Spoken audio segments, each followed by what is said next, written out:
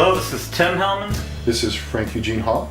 And this is Movie Talk. Today we're going to review the 2017 Oscar-nominated animated shorts.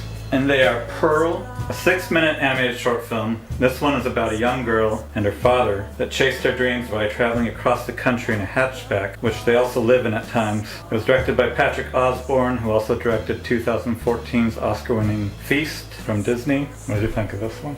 I liked the animation in it. I liked the story that it told and the use of a song that was sung first from the father's perspective and then from the daughter's perspective at a different time. It's kind of like a music video. A little bit, but one with more story and character development. Yeah, I really liked this one. It was my favorite, actually, of the bunch.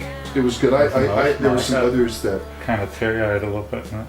Did you? It takes a lot to get you to tear up. No, it doesn't really. Oh, actually. Okay. Yeah. It was a standout for me in that collection. I give it 5 stars.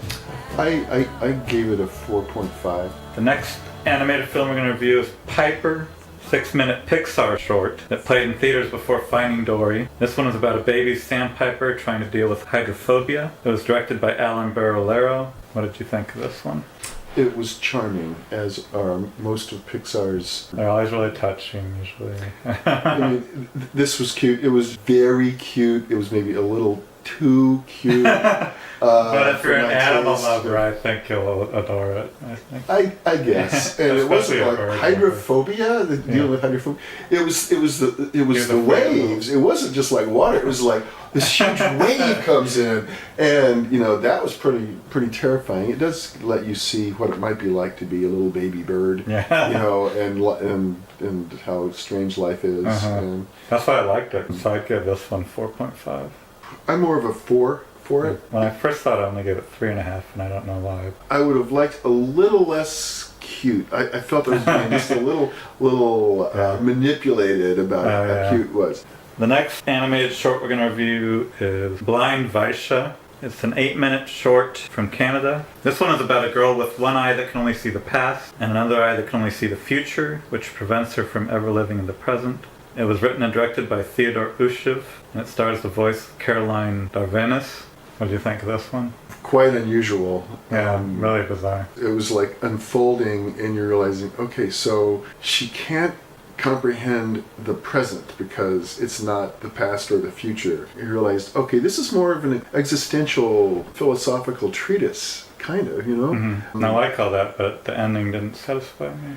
Yeah, this really wasn't so much story as it was concept. It didn't really resolve the issue. In fact, it said it was really impossible to tell this story here because this can't be resolved. And you go, well, then why are we here? And I'm not sure what the analogy is to real life situations at all. Like, who could relate to only being able to see the past and the present? So that's feeling kind of like a downer, sort of like, stuff's really fucked up, isn't it? So I'd give this one 3.5. I would give it a 3 myself. Okay. It was interesting. I'm glad I got to see it. The next animated short we're going to review is Borrowed Time. A 7-minute short. This one is about an old sheriff that must return to the scene of an accident, which he spent most of his life trying to forget. It was directed and co-written by Andrew Coates and Lou Hamlage, 2 veteran animators and debut directors. I'm sure I'm butchering a lot of these names. So what do you think of this one? I liked it. It's a very touching story, and it's very well done, very well put together. Yeah, it plays on your emotions, and I didn't feel particularly manipulated by that. So I have a lot of respect for... The visuals are great. I thought there was a lot of detail in the characters. I only gave this one 3.5. Why is that? I wasn't that moved by it or anything. Yeah, I know. It takes a lot to get you to tear up. No, was it that emotional? It was emotional. It was a lot to be thinking about and be emotional about. I gave it a 4.5. Really? Yeah, because I think it was just very well crafted. I would like to see more animated shorts of this quality. The next animated short we're going to review is Pear Cider and Cigarettes. It's a 35-minute short. This one's about a man's desperate attempts to save his troubled friend by bringing him home to Vancouver from a Chinese military hospital. The man has also known the friend since childhood, and he's sadly always known that he's been self-destructive all of his life. The short was written and directed by Robert Valley, who's also directed such popular animated TV shows as Iron Flux and Tron Uprising. What did you think of this one? This one was long. It was really long. It was put at the end because the R-rated content. Of some swearing and some nudity. Animated nudity.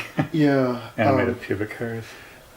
After all these cool little shorts, inspiring, that were inspiring, they were bright, they were making you think about nothing, and then here's this kind of a depressing story that just went really long, and you're wondering, why are we going through all of this? Why do I need to know all of this stuff? And it sucks that it's the last one because it kind of brought the whole thing down. Yeah, it did.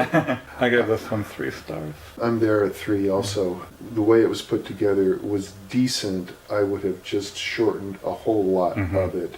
There's 3 additional highly commendable animated shorts that play with the Oscar-nominated shorts, and they are Asteria, a 5-minute French animated short film. This one is about 2 astronauts that are trying to get rid of some annoying aliens on a newly discovered planet so they can plant their flag there. It was directed by Alexander Arpentiner, who also wrote the screenplay, and 5 other directors. What did you think of this one? This one was amusing. It was a pleasant little diversion. It was almost like a bit of a cliche of falling into conflict, and then almost a cliche way of like getting beyond the conflict or making it irrelevant. Not a whole lot to like contemplate. It was funny, and it was well animated, and it was the animation shockingly was violent, okay. Kind of at times. It was. Yeah. So, what did you give this one? I gave it a 3.5. It was amusing while it lasted. I gave it a 4. The next highly commendable short we're going to review is The Head Vanishes. It's a 5-minute Canadian-French short film. This one is about a woman with dementia who is still obsessed with the idea of completing her annual trip to the seaside. Her adult daughter assists her on her journey. It was written and directed by Frank Dion. I didn't have that backstory, and I read it was about before it started, so I knew. I think it's better to see the film and puzzle your way through it. It just starts with the lady sitting at a table, and her head is on the table. It's very soft animation. It just feels very comfortable to be there, and it's almost dreamlike. Just really liked that situation. Now, to think that, it's because she was demented and so forth. In the end, you can sort of figure that out, but I think it's just better to just watch it and let the movie flow over you. Watch it stoned. Animated. Watch it stoned. I give this one a 5. It's very powerful, very well done. I'll go 4 stars, but I understand why you think that. The next highly commendable short we're going to review is Once Upon a Line. It's an 8-minute animated short. This one was written and directed by Alicia Jacina. It's about a man whose daily routine life suddenly changed when he meets a woman he really likes. What did you think of this one? This one was a lot of fun. Yeah. It was so black and white, abstract. It's not realism at all. It's very representational. It's almost like hieroglyphic sort of storytelling. I thought that was just high art. It was kind of romantic.